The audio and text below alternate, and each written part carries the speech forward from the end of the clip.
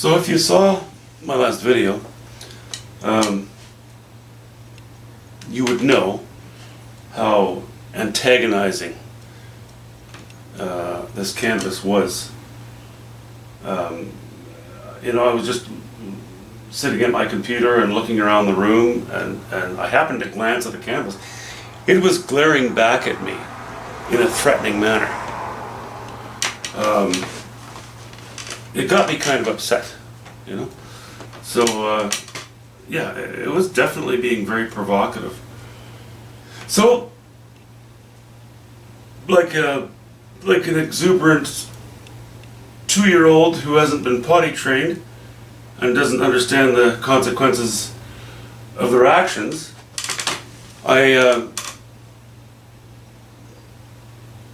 okay, so the canvas is tinted anyway, and now I'm thinking again about a shed. A video I did a little while ago called The Sketch. Well, this is going to be another sketch, a sketch. But I think I'd like to do a cabin again.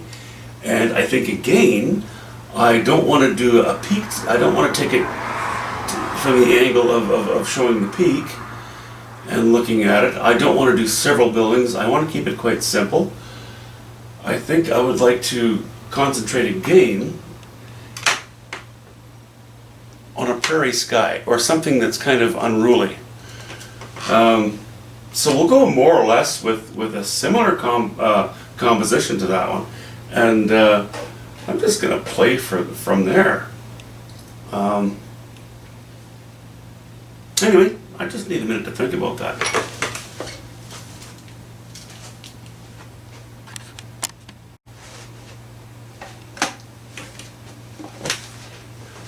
Now I know that the bottom, a little over a third of this, has a darker stain than it does here, which can be very distracting when you're trying to lay in a sketch. I'm so tempted to lay my horizon in along the line, between dark and light. I have to ignore it. I don't recommend being this careless when you stain a canvas. I did it because I've done it so much. I'm just kind of used to dealing with it, and it can still affect me. But we're just going to try to ignore that for the moment. I think the easiest thing to do is maybe start with, I know I want a lot of sky in it, but I don't want everything sitting right at the bottom, because it's going to be a fairly strong painting, I hope, or a strong sky. And I do want to go, no, I was going to say I want to go with a silhouette. I'm not sure about that.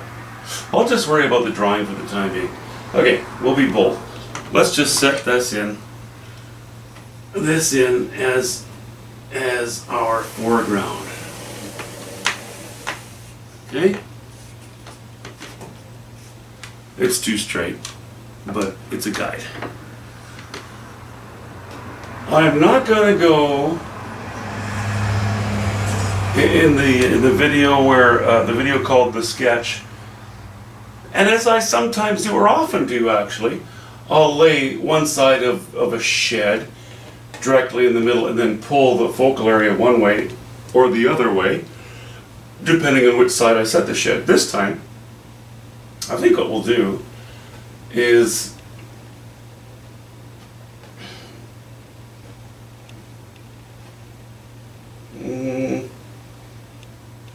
maybe I am going to do it again. Yeah, I think I am going to do it again.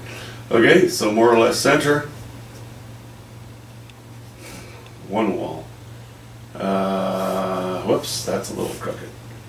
I don't like my wall straight up and down. Old things just don't have straight up and down walls. And even if they do, I still like to give them a little more character than that. And seeing as the strongest part of the painting again will be not right in the middle, but it will be central. It almost always is. and you almost always want it to be, I like my roof line to pretty much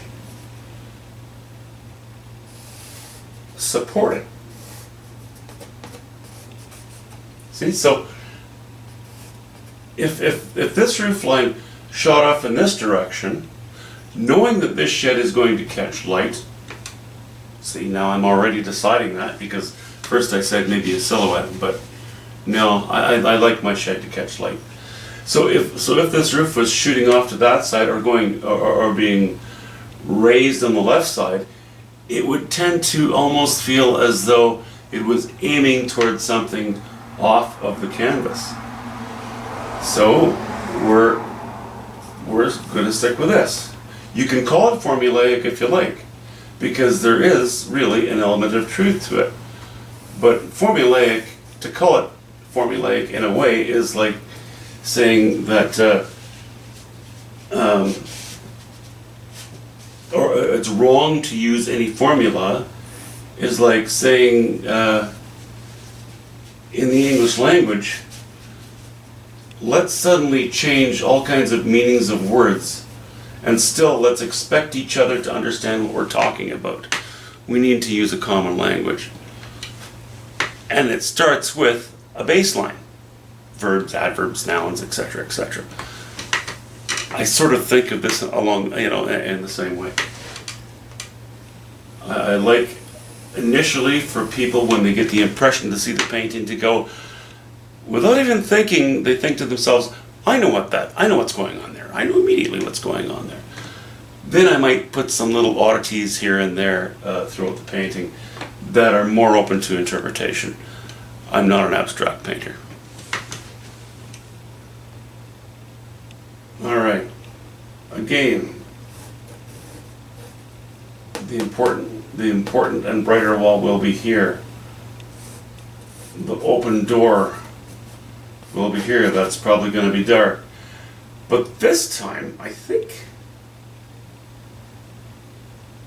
I would like to have maybe the remnants of a snow fence, which will be catching light as well, but will also be a whiter and colder color. Higher value, colder hue. So we still have a very simple composition there. And I think as well, again, I would like to have a distant horizon, which will not be an important horizon, but I think it would be good if it were there, at least for the time being. Okay, so let's just put something in there.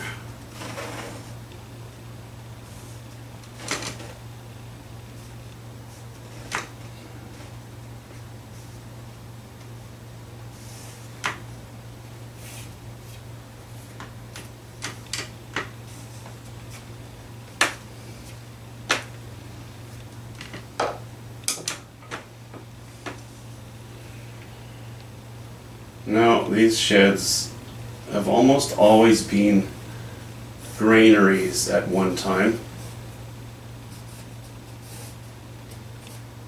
and are sometimes, well, are usually used more in modern day times as storage, just to put, the odd bit of old equipment, or old equipment was left in there years ago, and it's just been kind of left. So, and they have been used for granaries for decades.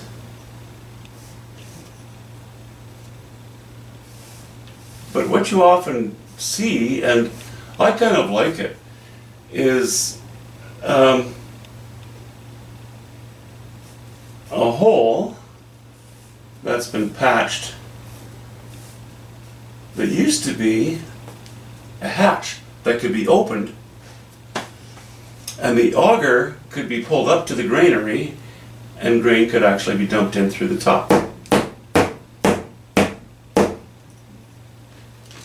I know I'm stretching that story a little bit on this particular composition, but it happens, or it used to happen.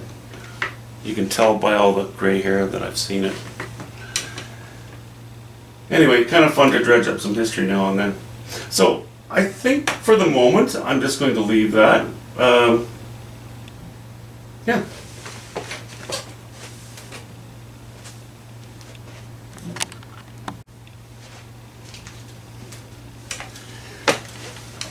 Actually, I see I'm almost out of battery, so maybe I'll just stop it at that for now, and next time we see you, I'll